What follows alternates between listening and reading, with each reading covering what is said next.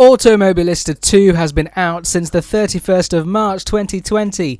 2 months have passed and many corona deaths later. Is this driving simulator any good? Well, if you want to hear an expert opinion, stay tuned.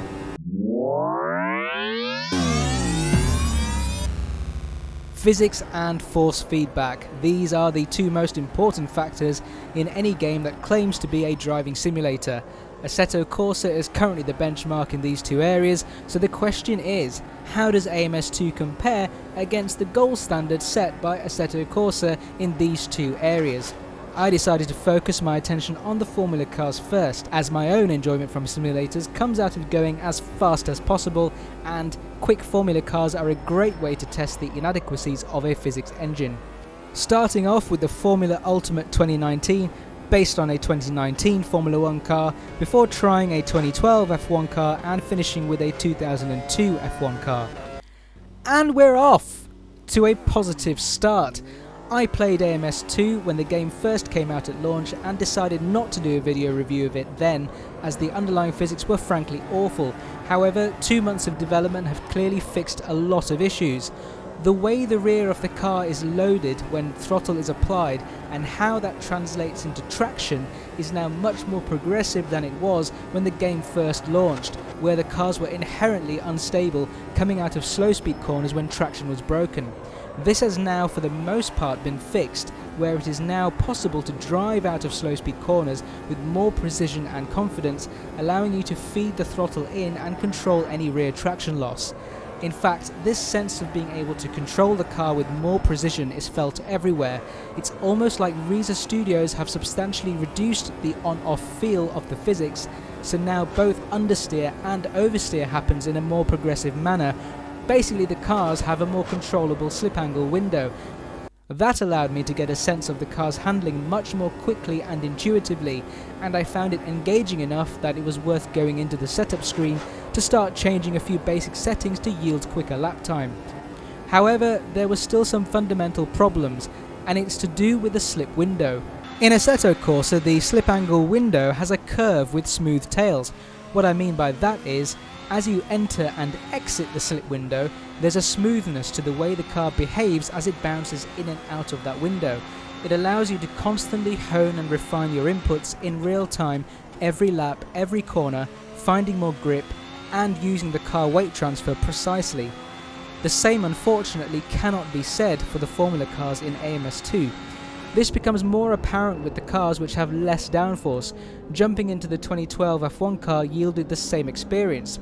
The car still had an inherent low grip stability issue, and like with the 2019 F1 car, the on-off nature of entering that slip window is very much apparent at slow speed, making it tricky to understand where the slip window is. It was more of a case of learning it than feeling it on a corner by corner basis.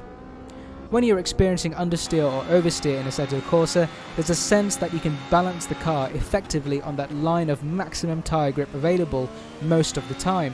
Here in AMS2, it feels like the physics of the car is jumping in and out of slip, and the slip itself isn't variable enough. It's the way the physics transitions from grip to slip, which is where AMS2 falls behind Assetto Corsa. It's the degree of variable slip which is what makes Assetto Corsa incredible to drive, allowing the driver to precisely refine their steering inputs during a corner. Moving into the 2002 F1 car, things were slightly better, but the fundamental characteristics remained. It becomes apparent that the less downforce the car had, the smoother the car appeared to transition between grip and slip. Which is a good thing. You'd expect a car with more downforce to be more snappy and abrupt when grip turns to slip. But as you can see here, it still seems like it's exaggerated. The underlying engine gives up that grip all too quickly when it goes into slip, rather than there being a transition window between grip and slip. Once it's in the slip window, the car is recoverable, and that's definitely a positive thing, but it's a correction I apply without much finesse or precision in order to maintain lap time. This is the key fundamental problem with AMS2's physics. It's good enough up to a point, and even in a slide it's correctable, which is fantastic, but it's let down by the feeling of the car being in two states with nothing much in between. it's either gripping or slipping.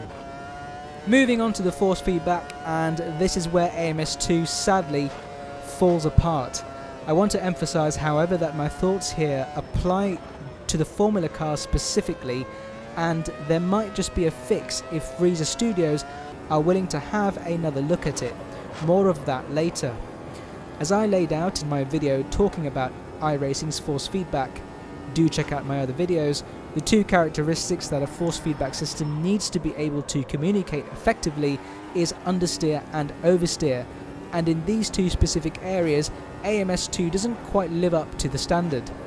What it does communicate is a loading of the steering rack at high speed, and that's basically it. Sure, the resistance to turn increases as the speed builds up, which is a very basic force feedback implementation, and one which you can see going back to the earliest sim games with force feedback.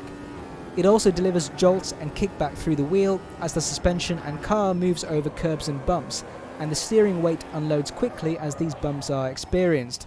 But that's pretty much where the force feedback experience ends. With understeer, there is absolutely no communication of the available front tyre grip, and any sense of understeer is only felt visually and through rote memory driving until you know how fast you can enter the corner through practice. There's no subtle vibrations like you get with Assetto Corsa, no feeling of front tyre loading as you modulate the brakes. This would be forgivable to some degree. Front end feel and grip isn't that important in a sim. Even in real life, to some extent, you learn the limit when the front of the car is loaded and at the point of understeer, and then dial it back. It's not something that is inherently done on feel alone. However, what is not forgivable is the complete lack of counter-rotational force telling you what the car is doing laterally in oversteer. Even coming out the pits in a straight line and holding the steering wheel with my fingertips yields only a slight movement of the wheel, as only gentle forces push through, something which is almost imperceptible when you're throwing the car into a high-speed turn or applying throttle mid-corner. All the oversteer corrections that I was making in this video were primarily off visuals and nothing more. This is a huge glaring error, and one which I found baffling given that this particular counter-rotational force is a fundamental basic force that can be seen in most simulators, even in iRacing, once you use IRFFB. It's the seat of the pants feel, that feeling of knowing when the car is beginning to rotate before it actually rotates, being able to use that force to make tiny adjustments and refine your mid-corner and exit trajectory. It simply doesn't exist in the Formula cars in AMS2. This made no sense to me whatsoever, so I decided to try some of the other cars in the game that I don't usually play with. First up was the P1, which looks like some sort of Le Mans prototype car. The instant I drove out the pits, I could feel a much more obvious and significant counter-rotational force. It was there, coming through the wheel, tugging in the opposite direction as the car went into oversteer. The steering felt heavier in general, kicking and jolting back a lot more as the car bounced over curbs, and that counterforce remained during oversteer moments. It immediately made the car more enjoyable to drive. There still wasn't much in the way of understeer feel, but at least I could be more precise in my throttle application because I could feel more about what the car was doing laterally. Then I jumped into the Ultima Gtr. Now, before anyone comments, unfortunately for some reason I couldn't get my H-pattern shifter to be recognised in the controls, so I had to set the controls to automatic for these H-pattern shifter cars. Not a problem, as this was about understanding the force feedback. And I experienced the same thing, except there was even more of it, a much stronger counter-rotational force. I could actually feel the rear of the car moving about. The car itself was awful to drive, and for some bizarre reason had such chronic understeer that some corners could be taken no quicker than you'd expect a reasonable small hot hatchback to be able to take the same corners. Now, it's important to note at this stage that it still displayed the same underlying trait in the physics that I spoke about earlier in the Formula cars. That grip to slip transition that I spoke of earlier. But at least when the car went into slip, I could refine my steering input based on the counter-rotational force coming through when the car oversteered. Finally, I had a go in the Caterham 620R, and again experienced a good amount of counter-rotational seat of pants force that I could start to precisely control the level of oversteer coming out of corners. In conclusion then, it looks like however Reza Studios have programmed the force feedback to function, the weight of the vehicle must be playing a factor. If the Formula cars had the same degree of counter-rotational forces and oversteer as I feel when driving the Ultima Gtr or Caterham, then it could potentially transform the experience of the force feedback in the Formula cars and in turn make them far more enjoyable, tipping the balance in favour of driving off feel rather than visuals and muscle memory. Maybe Reza Studios needs to put in some kind of force feedback multiplier which allows people to adjust the strength of that particular force independently of the weight of the vehicle. There are glimpses of what could be an enjoyable simulator in AMS2, something I wouldn't even have thought of saying back in April. It performs well in virtual reality, the world scale and visual clarity are fantastic, and it has a nice variety of vehicles. But in terms of physics, it isn't anywhere near as nuanced as Assetto Corsa, and in terms of force feedback, in the Formula cars at least, it has fundamental issues, and in all cars conveys no sense of front-end grip information. Well, I hope you enjoyed that detailed analysis of AMS2. If you found the video interesting and insightful, do give a like, subscribe, and do comment below, as I'm always interested to hear your thoughts. Catch you next time. Bye for now.